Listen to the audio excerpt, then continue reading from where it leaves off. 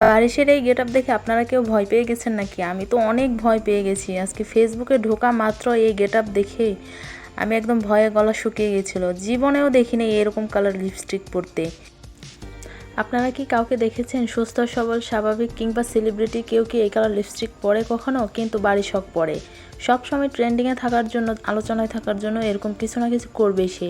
আর অন্য মানুষকে খোঁচা দেওয়ার জন্য তো একদম প্রস্তুত সবসময় সে নিজেকে সেলিব্রিটি ভাবে। আপনারা কি তাকে সেলিব্রিটি মনে করেন? আপনারা কি কোনো নায়িকার সঙ্গে তাকে তুলনা করতে পারেন? কিন্তু আমার তাকে ব্র্যান্ড প্রমোটার হিসেবেও আমার কাছে যোগ্য মনে হয় না। কেন? সে সকালে একটা ব্র্যান্ড প্রমোশন করে, আবার একটু 1 ঘন্টা পরে আরেকটা ব্র্যান্ড প্রমোশন করে। মানুষ কী রেখে কী কিনবে? তার যারা ফলোয়ার্স আছে সবাই কনফিউজড হয়ে যায়। আমি তো ভাই এর কোনো প্রোডাক্ট কিংবা এর কোনো প্রমোশন দেখে কোনো জিনিস কিনি না। সানভিজ বাই তনির ওনার তনি আপু বলেছে না, সে টাকা পেলে যে কোনো কিছু প্রমোশন করতে পারে, সে টাকা পেলে সবই করতে পারে। আসলেই ঠিক বলেছে। ফার্স্ট আমি বারিশককে চিনতে পেরেছি যখন আমার ফেসবুকে আমার বান্ধবী তার একটা পোস্টের মধ্যে একটা কমেন্ট করেছিল, লিখেছিল ত্রিভুজের মতো মুখ। তো সেই কমেন্টটা আমার সামনে আসে, তখন আমি আর কি ওনার লাইফটা দেখতে পাই। আসলে আমার কাছে ত্রিভুজের মতোই লাগছিল। আর এখন তো তার একটা নতুন নাম হয়েছে ইঁদুরমুখী, সেটাও কোনো অংশে কম না।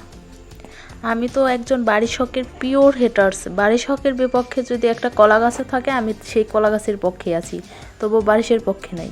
আর লাইভে এসে একজনকে না একজনকে খোঁটা মেরে কথা বলবে, আবার সেটা সে যদি খেপে গিয়ে ভিডিও করে, লাইভ করে, আবার পরবর্তীতে কাউন্টার লাইভ করে সে ভালো মানুষই করবে, একদম ভদ্র সাজার চেষ্টা করবে, বলবে আমি নাম মেনশন করিনি। এত চালাক ধূর্তবাজ মহিলা এটা।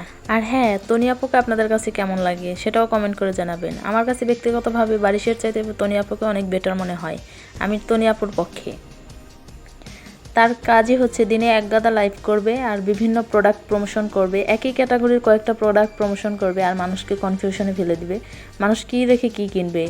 আর সে নিজে কি এগুলো সব কিছু ইউজ করেছে যে লাইভে এসে এগুলো বিক্রি করার জন্য উঠে পড়ে লাগে? দিনরাত 24 ঘন্টা স্লিমিং টি বিক্রি করার জন্য উঠে পড়ে লাগে, প্রমোশন করতেই থাকে। আবার সে এই যে জিমে গিয়ে লাফালাফি করে। তাহলে স্লিমিং টি খেয়ে কী হলো? স্লিমিং টি খেয়ে ওজন না কমলে আবার জিমে যেতে হবে কেন? স্লিমিং টিতে কাজ হওয়ার কথা। এই মহিলার নিজেরই কোনো ঠিক ঠিকানা নেই, নিজের কোনো ব্যক্তিত্বই নেই, আবার সে কী করবে? বারিশের একজন হাজব্যান্ড আছে, সে সবসময় বারিশের ব্যাগ ক্যারি করে বেড়ায় আর অন্য মহিলাদের সাথে বোর হয়ে ঝগড়া করে। এরকম মেয়েলি পুরুষ আমি কখনোই দেখিনি।